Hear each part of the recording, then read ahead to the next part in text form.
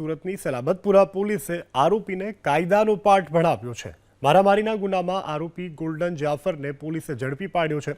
જે બાદ આરોપીને લઈ અને પોલીસ ઘટના સ્થળે પહોંચી, એટલે કે પોલીસે આરોપીને સાથે રાખી ઘટનાનું રિકન્સ્ટ્રક્શન કર્યું। આરોપી ગોલ્ડન કિંગ જાફર સોનું પહેરી અને રોફ જમાવી રીલ બનાવીને ચર્ચામાં રહેતો હતો। અગાઉ પણ રોફ જમાવતા વિડીયોને લઈ અને ક્રાઇમ બ્રાન્ચે જાફરને ઝડપી અને કાયદાનું કરાવ્યું હતું ભાન। તો હવે સુરતની સલાબતપુરા પોલીસ કે જેણે આરોપીને સાથે રાખીને કાયદાનું ભાન કરાવ્યું છે, ઘટના સ્થળે લઈ જઈ અને ઘટનાનું રિકન્સ્ટ્રક્શન કરાવ્યું છે। આવા તત્વો કે જે સોશિયલ મીડિયામાં રોપ જમાવવા માટે વિવિધ પ્રકારના વિડીયો બનાવે છે અને ત્યારબાદ લુખ્ખાગીરી કરે છે, આવા તત્વોની સામે પોલીસે કરી છે લાલ આંખ।